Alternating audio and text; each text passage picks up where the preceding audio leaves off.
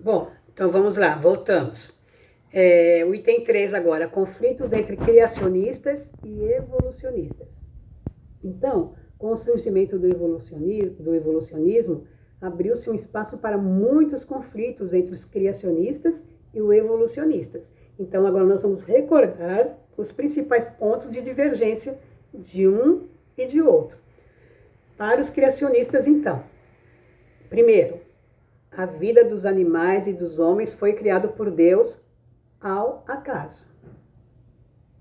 Ao acaso não, desculpe, do nada. Para os criacionistas, a vida dos animais e dos homens foi criada por Deus a partir do nada. Segundo, Deus moldou o homem em barro e deu-lhe a vida com o seu sopro criador há 10 mil anos.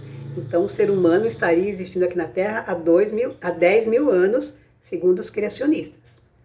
Terceiro, a geologia terrestre é explicada pelo catastrofismo, a começar pelo dilúvio registrado na Bíblia.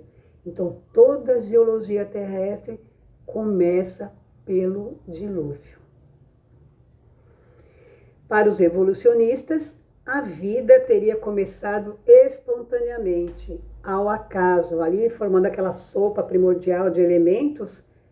Do nada surge uma molécula replicante, né? Ao acaso surge uma molécula replicante que vai replicando e fazendo com que os seres se adaptem melhor, vão sobrevivendo. Segundo, a seleção natural se dá através das características hereditárias, através da seleção natural. Por isso que é evolucionismo. Vai havendo uma seleção natural e os mais evoluídos, os mais adaptados vão sobrevivendo. Terceiro, as mudanças nos organismos ocorrem ao longo de milhares de anos do planeta, e não de 10 mil anos atrás. Então, essas são as divergências. E houve o primeiro debate dos dois grupos, dos evolucionistas e dos criacionistas. Em 30 de junho de 1860, no Museu da Universidade Oxford, lá na Inglaterra, ocorreu o primeiro grande debate público sobre o criacionismo e o evolucionismo, entre Thomas Hulix, que era biólogo britânico, que pela primeira vez defendeu publicamente a teoria da evolução, do Charles Darwin. Charles Darwin não pôde ir neste primeiro grande debate porque estava doente, e do lado dos criacionistas foi o bispo Samuel Wilberforce. Este grande debate gerou grandes estragos para os evolucionistas, porque tanto na Inglaterra quanto nos Estados Unidos, os criacionistas ganharam espaço, porque o catolicismo, o cristianismo, enfim, ali preponderava, né? Vamos agora, então, ao nosso quarto ponto. A pergunta: a doutrina espírita, ela é criativista ou evolucionista? O que vocês têm a me dizer sobre isso? Estou aqui aguardando. Bom, que pena que eu não posso ouvir a resposta de vocês, não é? Mas nós podemos interagir depois através das perguntas, através do WhatsApp, ou mesmo através do YouTube. Vocês podem colocar lá as perguntas. Bom, muitos não notaram, porém, 2 anos antes do lançamento do livro A Origem das Espécies por meio da Seleção Natural de Darwin, né, que foi em 1859, então, em 1857, Allan Kardec trouxe ao mundo um novo conceito, através do Livro dos Espíritos, que reúne, então, as duas teorias, criativismo e evolucionismo. Portanto, nós podemos dizer que a doutrina espírita é criativista e evolucionista. Por quê? Criacionismo, porque foi Deus quem criou tudo. Para a doutrina espírita e para os espíritas, Deus é o criador de tudo. E sobre o design inteligente, que dizem os neos criacionistas, né? O Espiritismo fala claramente sobre isso lá na questão número 1 do Livro dos Espíritos, quando então ele vai nos explicar o surgimento da vida a partir de um Criador.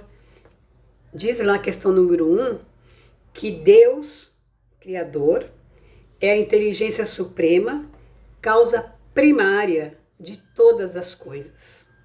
Portanto, o grande desenhista inteligente do universo é Deus. Mas como então, se a doutrina espírita é criacionista, ela pode ser evolucionista também? Então, o evolucionismo, porque os evolucionistas pregam que o ser humano está fadado a evoluir biologicamente.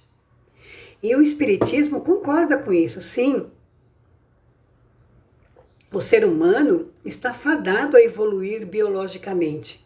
E a doutrina espírita vai além, afirmando que a evolução biológica, a essa evolução biológica, soma-se também a evolução espiritual, através das reencarnações sucessivas. Por isso, a doutrina espírita é evolucionista e é criacionista. Então, nós vimos que o plano divino, para os criacionistas, é que Deus criou tudo a partir do nada. Para os evolucionistas, não há Deus, né? Tudo se deu pela seleção natural. Então não se tem um plano divino. Para os espíritas, qual é o plano divino da doutrina espírita, segundo a doutrina espírita? Bom, então como eu já falei, enquanto o criacionismo, para os criacionistas, o plano divino se deu a partir do nada, e para os evolucionistas não existe plano divino, porque a seleção natural é ao acaso. Para a doutrina espírita, que usa a fé raciocinada, portanto derruba mitos, derruba teorias sobre a criação do universo, explicando a lei de evolução, direcionada por um planejamento inteligente feito por Deus, através da lei divina ou lei natural. Então, para nós que estamos na doutrina espírita, há sim um plano divino, que é Deus que executa esse plano divino através das suas leis, que nós chamamos de lei divina ou lei natural. Vamos ver alguns itens, mas eu recomendo a vocês que leiam o Livro dos Espíritos, porque é lá que nós vamos encontrar todas as respostas sobre isso. Então nós vamos ver lá no Livro dos Espíritos, na primeira parte, no capítulo 3, explicando quanto à criação do universo. Eu vou falar algumas das questões somente, porque não temos tempo para isso, não é? Questão 37. O universo foi criado ou existe de toda a eternidade como Deus? Kardec comenta dizendo que a razão nos diz não ser possível que o universo se tenha feito a si mesmo, e que Deus não podendo também ser obra do acaso, há de ser obra de Deus.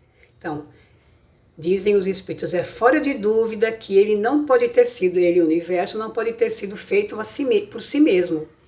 Porque se ele existisse como Deus de toda a eternidade, não seria obra de Deus. Seria obra de quem, então? Né? E Kardec, comentando, diz que diz-nos a razão, para nós pensarmos, né?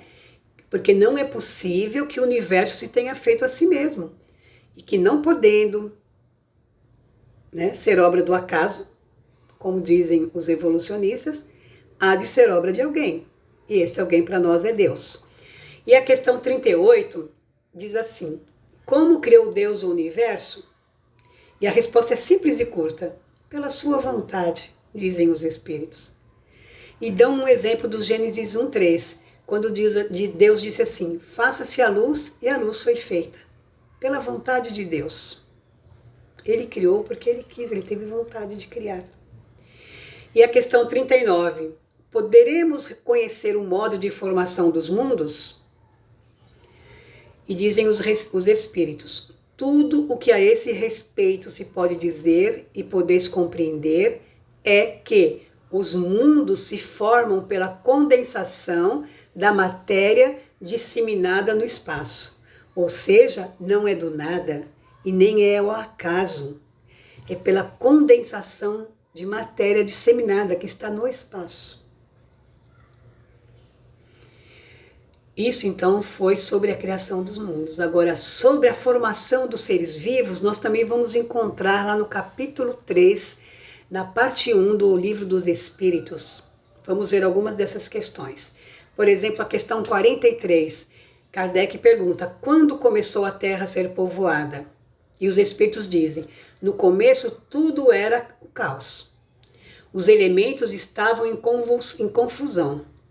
Pouco a pouco, cada coisa tomou seu lugar e apareceram então os seres vivos apropriados ao estado do globo. Mas Kardec não se contentou com essa resposta, então ele perguntou assim, lá na questão 44, de onde vieram para a Terra esses seres vivos? Boa pergunta, né? Então os espíritos responderam que a Terra continha os germes que aguardavam um momento favorável para se desenvolverem, não foi ao acaso. Os germes estavam aguardando um momento certo, um momento favorável. Então os princípios orgânicos, dizem os espíritos, se congregaram desde que cessou a atuação da força que os mantinham afastados e formaram os germes de todos os seres vivos. Então há toda uma evolução, né? Estes germes permaneceram em estado latente de inércia, como a crisálida e as sementes das plantas, até o momento propício ao surto de cada espécie. Então os seres de cada uma dessas espécies se reuniram e se multiplicaram. Toda uma coordenação divina sobre esse processo. Nós vamos ver que a Terra passou por vários momentos, né? Momento do gelo total, depois do fogo, depois e foi evoluindo. Então, com tudo isso também aqueles germes foram criando as condições propícias para que eles um dia se agregassem e formassem, então, as espécies, cada uma dessas espécies se reunissem e se multiplicassem. Por fim, na questão 47, a pergunta é a seguinte, a espécie humana se encontra entre os elementos orgânicos contidos no globo terrestre, porque Kardec insiste em querer saber como apareceram os seres humanos. Então, os espíritos responderam que sim, e veio ao seu tempo, cada coisa no seu tempo, porque realmente é uma evolução, né? Então, foi o que deu lugar diz lá os espíritos, foi o que deu lugar a que se dissesse que o homem se formou do limo da terra, porque o germe, né, já estava aqui na Terra. E isso, no imaginário dos seres humanos daquela época bíblica, né, fez com que eles dissessem que o homem se formou do limo da terra. É até poético, muito bonito isso, né? Então eu recomendo mais uma vez que leiam o Livro dos Espíritos, parte 1, capítulo 3. E o tempo de criação dos seres, né? Embora os criacionistas afirmem que a criação dos seres não passa de 10 mil anos, tanto a ciência quanto a doutrina espírita afirmam que a evolução do planeta e no planeta Terra levou bilhões de anos. E além disso, a doutrina espírita também ensina que o mesmo se deu no plano espiritual, porque a evolução, para a doutrina espírita, como nós vimos lá, ela se dá no âmbito da matéria e no âmbito do espírito. Então, e que essa evolução do espírito, né, com a evolução do espírito, que para ocupar um corpo físico, foram séculos de atividade silenciosa, levou 1,5 bilhão de anos. Vocês vão ver isso lá no livro, né? Então, os espíritos afirmam que para o princípio inteligente, ou mônada celeste, que é o espírito, né? Para que se transformasse em espírito, era uma mônada celeste, era um princípio inteligente, mas aí, com o tempo, né, com o evolucionismo, foi se transformando em espírito, que somos nós hoje, né? Foi preciso, então, percorrer essa longa jornada evolutiva em todos os reinos inferiores da natureza e em ambos os planos da vida. Evoluía aqui na matéria o corpo físico e evoluía no plano espiritual a mônada celeste, a sementinha do espírito, né? 1,5 bilhão de anos, até obter condições para a humanização, transformando-se então em um ser dotado de razão e de livre-arbítrio. Leiam o livro Evolução em Dois Mundos, de André Luiz, que explica passo a passo todo o processo evolutivo desta mônada celeste, do corpo, para que chegássemos no corpo físico hoje, como é o nosso corpo físico hoje, explica toda a evolução. É muito importante o estudo deste livro, Evolução em Dois Mundos, de André Luiz. Então, no plano divino, o espírito foi criado simples e ignorante. E qual é o objetivo? Qual é o plano divino para esse espírito criado simples e ignorante? É a perfeição. Por isso que o espírito se encontra inserido na lei do progresso, o que significa também desenvolver a sua inteligência. E, além da lei do progresso, nós também somos impulsionados pela lei do trabalho e condicionados pela lei do amor. O amor não poderia faltar. Segundo a lei do progresso, tudo o que existe está em contínua evolução. O universo, os mundos, os seres animados, os seres inanimados, isoladamente ou conjuntamente, está sempre em contínua evolução. No plano divino, ao mesmo tempo que todos os seres vivos progridem moralmente, os mundos que nós habitamos, que esses seres vivos, porque não somos só nós que ocupamos uma casa do Pai, então, os mundos também em que habitam as diversas criações do Pai também progridem materialmente. Então, nós vamos ver no Evangelho segundo o Espiritismo, no capítulo 3 itens, de 4 a 8, de 13 a 15, de 16 a 18, de 4, 8, 9 e 10 também, nos itens, né? No capítulo 3, então, todo vocês devem ler, que vai estar lá explicando a evolução desses mundos que são habitados, né? E que nós, na doutrina espírita, classificamos como mundo primitivos, mundo de regeneração, de provas e expiações, né? Mundo de regeneração, mundos ditosos ou felizes, mundos celestes ou divinos e mundos espirituais, que são as zonas mentais, né?